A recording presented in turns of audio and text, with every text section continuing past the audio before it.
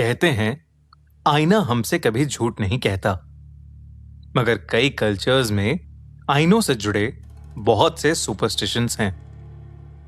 माना जाता है कि मिरर्स हमें एक पैरेलल वर्ल्ड से जोड़ते हैं, पर अगर ये मिरर्स हमें एक ऐसे वर्ल्ड में ले जाएं जहां से हम बाहर ही ना आ सकें, तो हर बार जब हम अपनी खूबसूरती को शीशे के सामने निहारते हैं तो बदले में वो शीशा अगर हमसे हमारी खूबसूरती का एक हिस्सा ले ले, तो ऐसी ही एक कहानी है न्यूयॉर्क शहर में रह रही कैरल की। न्यूयॉर्क सिटी, सपनों का शहर। कैरल का बचपन से सपना था कि वो अपनी लाइफ न्यूयॉर्क सिटी में जिए, और जब कैरल की पहली नॉवेल बेस्ट सेलर बनी, उसके सभी सपने सच होने लगे। उसने न्यूयॉर्क सिटी में एक बहुत ही बड़ा सा अपार्टमेंट खरीदा।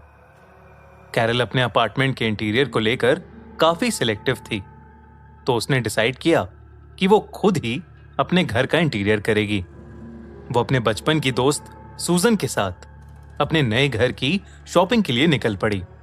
पूरे दिन शॉपिंग और घर सेट करने के लिए तरह तरह के कामों के बाद दोनों काफी थक गए थे। वो वापस कैरल के अपार्टमेंट की तरफ लौट ही रहे थे कि कैरल की नजर रोड साइड पर रखे एक मिरर और उसके सामने बैठे एक बूढ़े आदमी पर पड़ी।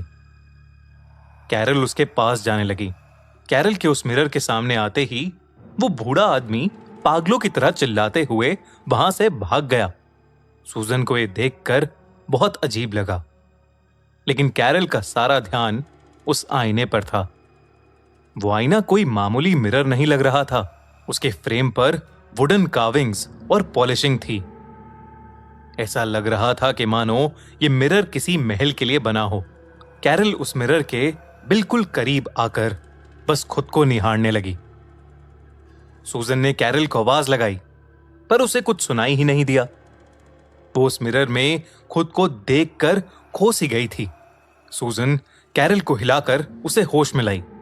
कैरल ने उस मिरर को उठाया और सूजन से कहने लगी, ये मेरे घर में कितना अच्छा लगेगा ना। इससे पहले कि सूजन कुछ बोलती, कैरल उस मिरर को लेकर आगे चलने लगी।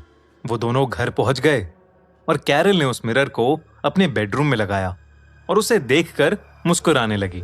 कैरल की खुशी को देखकर ऐसा लग रहा था मानो उसे वो चीज मिल गई हो जिसने उसके घर को पूरा कर दिया हो। अगली सुबह कैरल नहाकर अपने बेडरूम में आई और उसकी नजर उस मिरर में दिख रही अपनी रिफ्लेक्शन पर पड़ी। कैरल फिर से अपनी ही रिफ्लेक्शन में खो गई। वो बस चेहरे पर एक मुस्कान लिए खुद को निहारती रही। तभी कैरल का मोबाइल बज उठा और कैरल फोन की घंटी सुनकर अचानक से होश में आई।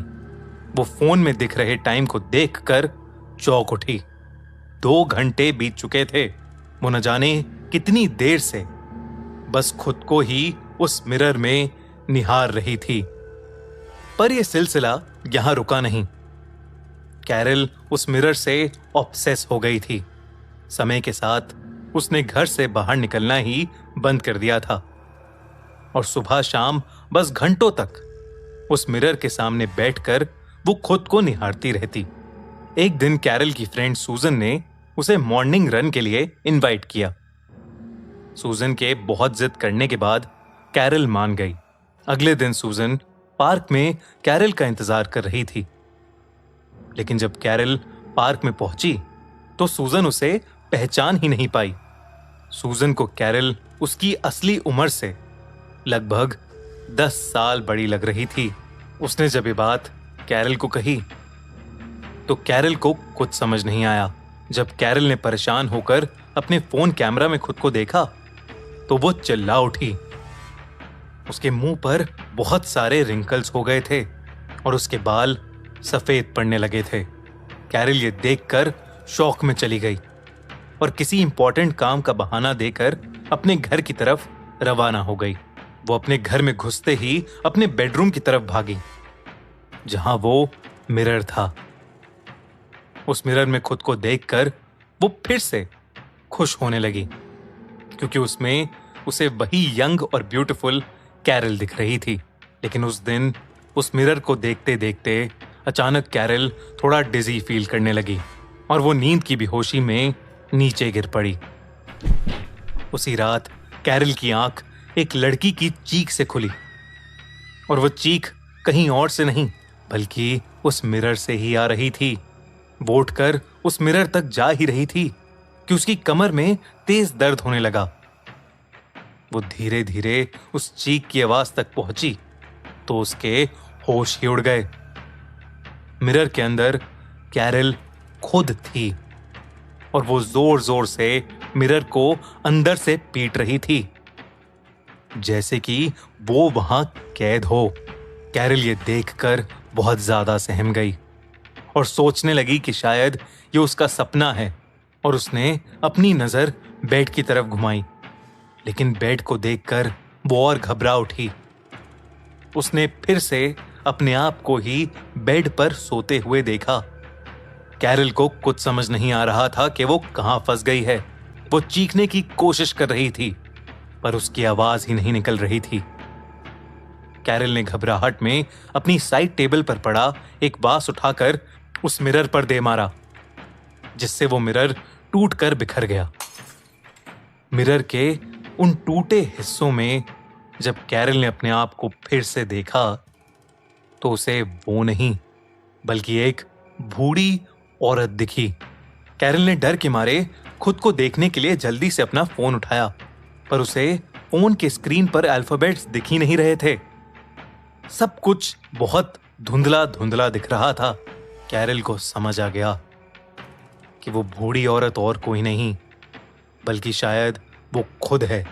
कैरल का ध्यान जब उस मिरर की तरफ वापस गया तो वो मिरर अब टूटा हुआ नहीं था बल्कि बिल्कुल पहले जैसे दीवार पर टंगा था और उसके अंदर जवान कैरल रोती हुई खड़ी थी।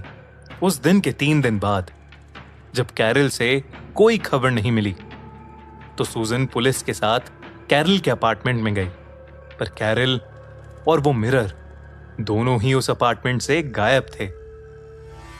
आज तक कोई ये नहीं बता पाया कि कैरल के साथ क्या हुआ, पर लोगों ने इतना जरूर सुना है कि एक बूढ़ी औरत न्यूयॉर्क की अंधेरी सड़कों पर एक मिरर के सामने बैठकर खुद को निहारती रहती है।